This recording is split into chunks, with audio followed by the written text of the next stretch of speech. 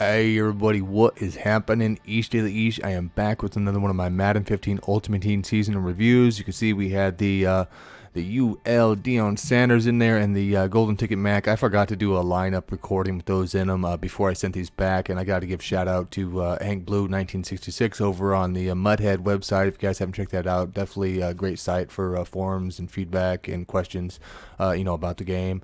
But he loaned me that 99 Bo Jackson earlier in the year, and he's actually the one who loaned me the Sanders and the Golden Ticket Mack for this one. So couldn't have done that without, and some other stuff coming up. But let's kind of look at the lineup, how it was with the other players now.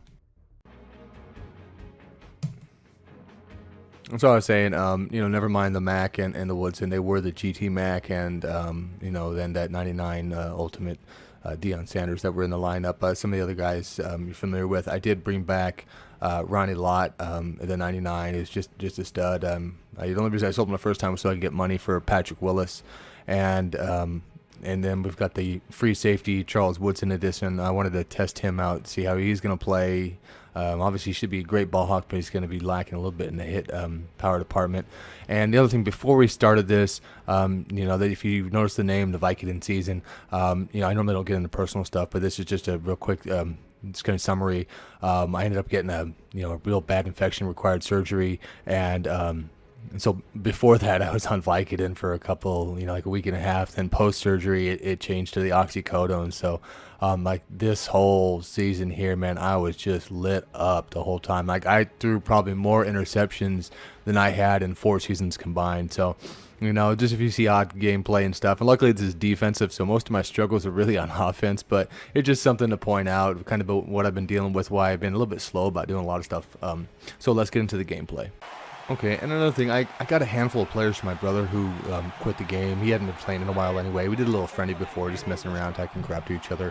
It's not ball early by putting any of that in here, but I just wanted to put this one play in here. I did pull off. You watch over Michael Evans out there on the right side. Whoop! And we take it in. So excellent. Cephalon, my brother, like I say, he gave me a handful of cards. Really helped out. I was able to get some new purchases and some new guys and some offensive players. I got CJ2K comes from him, the 99 Aaron Rodgers, and there we go, right off the bat, Deion Sanders in the first game making a pick. That's exactly what you want to see. From that card. I don't really think I'm gonna have a lot of questions about that part of his game. It's really not for me. Has he gonna hope him to run and stuff like that. Then we get a little flare out there to Charles. I believe after this one, I plug him in about the number 3 back. So we ended up scoring on that a little bit later. I'm going to try to limit the offensive stuff, except for, plays kind of we're seeing. But for the most part, we're going to work on the defense again today. This guy airs it out, and we're going to lead. Some of the big problems I had with the Deion and a lot of the other games, and this guy quits out pretty early, was basically I'd move him from 1 to 2 just to get a variety. And it seems like no matter what I did in a lot of these games, everybody just threw to the other side. So right off the bat, with Deion, like if people see him on the field, they're going to target the other side a lot. It depends. I mean, I would too, in a sense where I would run at Deion if I was the other guy. Definitely, he sucks against the run. I'll tell you that early on in this. I mean, I've seen him get pancaked. I don't highlight a lot of stuff. I had a few videos in here that just were not uploadable. Something was wrong with the device. It happens on occasion. So, unfortunately, some of that you don't see. And then I already have the game that I released here. A couple days back. Now it's going to be, as you see there, we hit him in the backfield, but Bo fights and pulls him at first. So good play there, by P. Willie, but you don't get them all. He's going to airmail one out, and Deion does really good. He's not going to get beat straight line very often at all. And he runs the screen. I was on that, but about a half second to a second late, which I do a lot this season. Again, I'll tell you what, these painkillers are good, but your reaction time is definitely behind. But on this one, I was money. We get a nice jump there. See if we can take this one down. But unfortunately, we got Vic, because everybody's got these scramble quarterbacks. The downside is they can slow you down. They don't tackle you very well, but they slow you down, and everybody catches up to you after that. But good user on that one by Mr. Lott. Very happy to have him back on the squad. Like I say, Taylor Mays is good, but he's gonna make boneheaded stuff, and you might think he's playing good, and there you go. He goes back to the well, and Ronnie Lott there puts me in position to click on and get the pick there. like I say, Taylor Mays you'd think he's doing well, but when you see some of the stuff that Lott does, especially in the run support, and you realize how good that guy really is. Occasionally I'll pop in some CJ stuff so you can see what's going on there. And, I'm going to probably keep on to this Graham. I know it's a higher price card, but, he's pretty money for me. So he runs the routes well that I like. He's an end of the half, sort of jump ball guy, of course, very well at that. And, a lot of times you're going to get up and you're going to get these guys just continue to bomb on you. They just hope to – all they got to do is catch one. It changes stuff. So he goes back again here. Look at it. You got triple coverage. And yeah, there you go, Madden. Madden style gets him in. So it was once a blowout there. And I just give up the run. Unfortunately, the guys bite on that. It was a zone play, actually. Normally when you run man coverage, like I do a lot, I run a lot of man.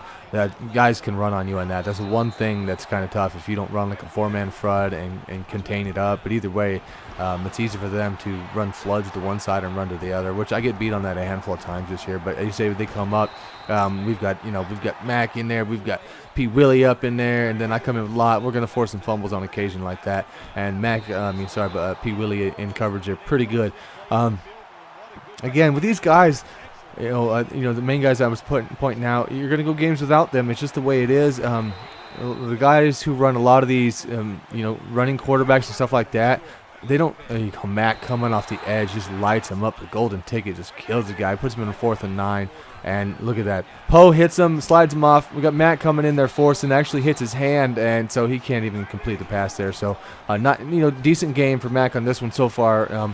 My only question, after all that, the one hand is snagged to Talib. Again, this guy makes more plays than Deion this whole season. But my one question with the Mack afterwards is is it really that noticeable?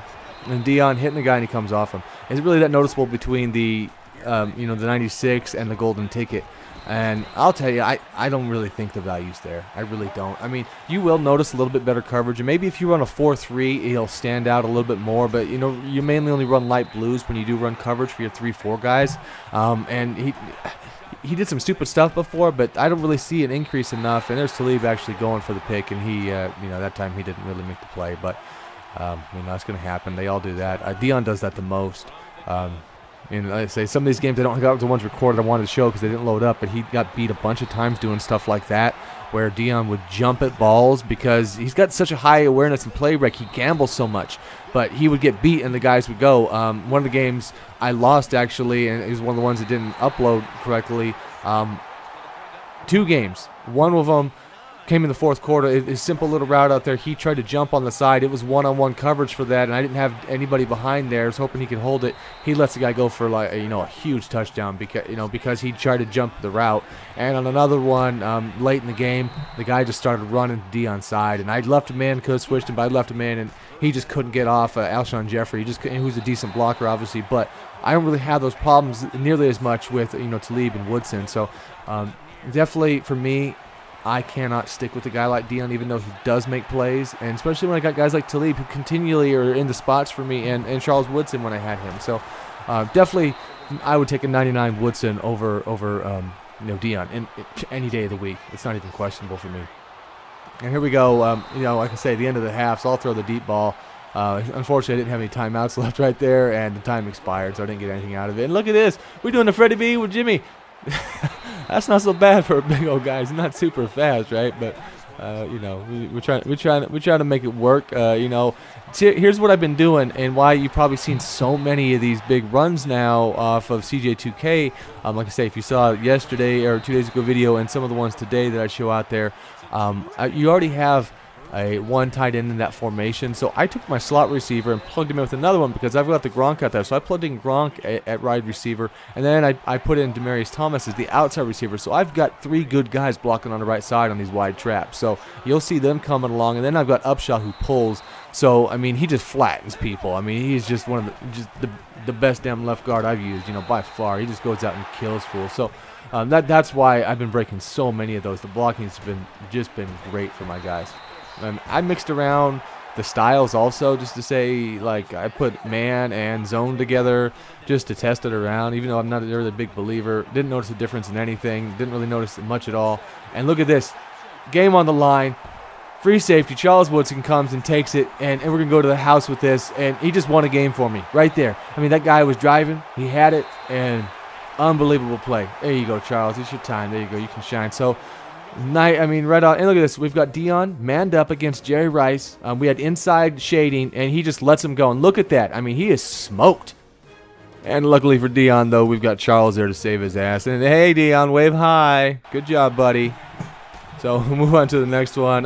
This was a good game. I like this. Look at he lights me up. I mean, my first run with CJ in this game, and he puts it on the ground, and we're gonna spot the guy 7 points. Like I said, this cool kid. We chatted throughout this game, so if any of his voice pops up on here, that's what that's about. But we come around and we do the rollout. And we beat him over the top. He kind of read it, but he wasn't going to catch me manned up like that at that point, and we set him over the top. So Roger's looking good, and he's the only question I ever had with that Rogers card was the mid-range, and as far as I can remember during the whole season, he only airmailed one mid-range pass that led to an interception when the receiver was like wide open.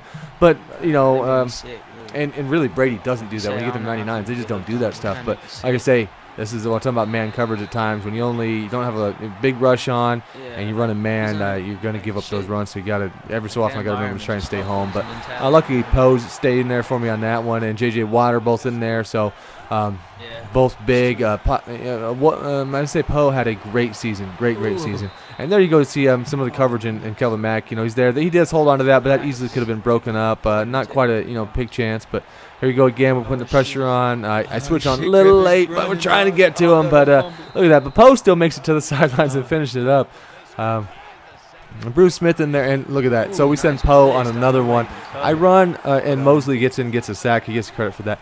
I run an overload blitz when I run. I like to run that. And when I'm sending about 4 to 5 guys on the right, and look at this play this guy makes. Like, I couldn't believe that. Good job for him. He has a couple crazy plays he pulls off on me in this game. Man, again, the heat's coming in. Again, that's exactly right. Like I say, that's that blitz in there that we run. We're sending a lot to the right side. And I even explained to him, it's like, hey, if you're not going to block your tight end and your running back, you're going to have trouble. I'm sending more than your guys. One guy will come free. And we hit him on the screen for CJ. I believe I hit that one a couple times this game for a touch on him. So, that's it's pretty successful out of the back. I do, again, prefer to run Jamal as my receiver, but CJ does it just fine also for what I'm doing. And we're going to get the deep throw, but it's the end of the half, but we're still going to get that with Talib. I mean, he's just very good at that, very good at that left-hand side, that people typically run your face catching or your bombs at, and he normally makes the play. We're going to run down. We got the ball back. I did have timeouts. I get down with 4.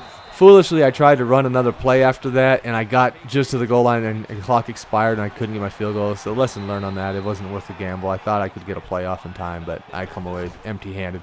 No points on that. So we're going to keep the game close, though, I guess. So, again, we're kind of just talking around the whole game in there, so we're having more of a fun one. And he holds the ball, and Poe makes him pay. I mean, that's one guy who will break free, double teams, and all that for sure.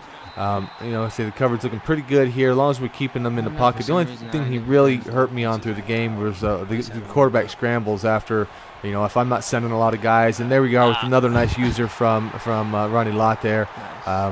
If he perhaps would have gotten more under that ball and floated it up over the top, he could probably had a big play on that, but he looked like more of a bullet pass, and I was in a great spot for the underneath pass. So, and there's Poe coming in with another sack. A 3-man, sometimes I'll run this, not a big deal. He'll split the 2. Sometimes I'll run the overload, and him or Walt will get in, just depending on what the blocking. It's easy to stuff that one. It's just you got to block people though. You got and if you're gonna block 5 only, you're not typical. Look at that. This is one of the plays I was talking about. Gets in, Poe hits him, gets away, and we take him down. He fumbles, and he gets it back. I mean, I'm just glad I guess he didn't score, because with everything going his way on that one, easily looked like he could have just done something like that crazy.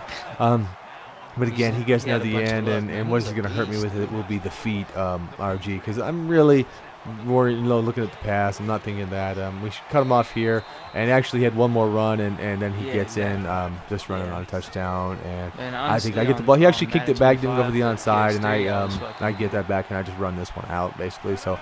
Again, I forgot to check the guy's name off, but props to him. It's nice to come across people you can chat with and play with and be cool, and not everybody got to be hostile all the time. And look at off the bat, we've got Khalil coming in for another big sack. So I tried to put him on the end. Right there, he holds the point, and he gets ran into, so he gets credit on that one too.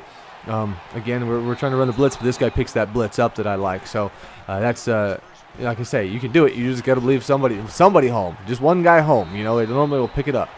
But, we should have had the pick on that play too, though. So Deion will on occasion drop some. Everybody will do that. They're not going to catch everyone, but that's something you got to live with.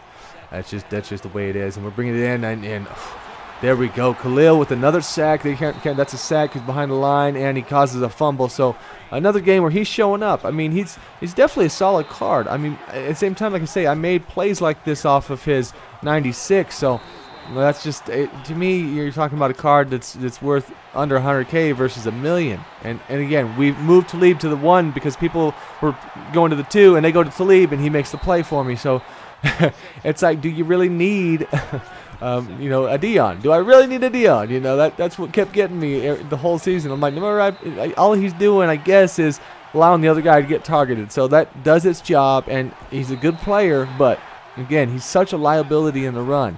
So I can't stress that enough. He bounces off guys. He just, he doesn't run away from a tackle like he did in the NFL, but he doesn't make the tackle either very well, in this game at all. So it's just the way it is. Look at my man Jamal, dude. He's just such a beast. Like, why couldn't that have been my damn 99 card? But that's all right. We'll have to take a CJ down the road and deal with it. And that's one of those gambling ones from Deion right there. He tries to jump the pass. He doesn't make it, but luckily the receiver runs out of bounds. Had he been able to stabilize, he would have been gone, though, because he tried to jump that one where he was really not in position to make the play. There's not a reason for that. Again here, that's a little bit of the theme. I do get beat by the run a little bit, and every guy I seem to play is just a big guy on the run. I mean, they all love the running quarterbacks. They're all scrabbling. I don't click on all the times to my D guys. A lot of time I'm running around in the back. I guess I could do that and maybe do a click on suction tackle thing, and I could make those sacks. A lot of time I'd like to see what the AI can do. And this guy throws another pick here to Charles Woodson in the back of the end zone, and that one's going to wrap it up for him. Again, the season was really kind of funny. The offense for me was definitely a struggle in there. I would drive down and throw picks left and right, and it was a battle. It was definitely a battle. It was fun, like I say, but I felt like crap this whole time. I'm just finally getting better here the last couple of days, and the healing process. So everything will be back to normal here soon enough, and then I got to go in for one more little surgery in there to finish everything up. But I'll be good to go, and we'll be back in full swing, be able to talk and all that stuff. So not a biggie. It's like I say, the card here almost breaking this. I'm really getting used to the running style off of CJ. That straight line sort of stuff. It's not that bad. I do prefer Jamal a little bit, just the motion, but I'm going to run them both. I think I might keep them both for a while and run that. And there we go, Mr. Rod Woodson making a play. And now where I'm torn again because I got the cards back is I've got both these Charles Woodson's out to free safety. I don't know. I might even go back to Atwater at this point. There's some things in here also I didn't get to show in some other games, and I wanted to, which was that free safety Charles Woodson gets beat deep just as much as Atwater. I mean, if he gets stuck between a guy, like even with all that speed and awareness and play break, like people bomb me over the top when Calvin, some of them guys, like even when I'm trying to cover that. So it's a good card, but I think I would prefer to have the 99 corner Charles Woodson, and maybe, like I say, I'll go to Atwater now, but maybe switch up to Rod Woodson one or somebody, because I don't know if I really want to drop down the hit power to 88 or whatever it is over there. I mean, for a corner, that's great, but I still think I want my free safety hit. And then you see Poe coming in, making sacks, just killing it.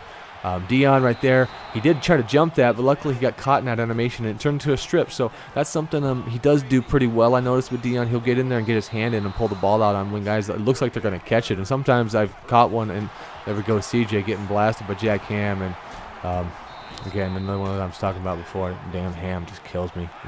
He's my nemesis, man. Like, I don't want to see him on the other side. So we're coming up, and look at Poe again with the big sack. So I mean, all in all, and Poe, 2 in a row with Poe, and that one causing a fumble. Like, it's almost to the point where, like, I'd almost give him the defensive MVP for the season, like for reals.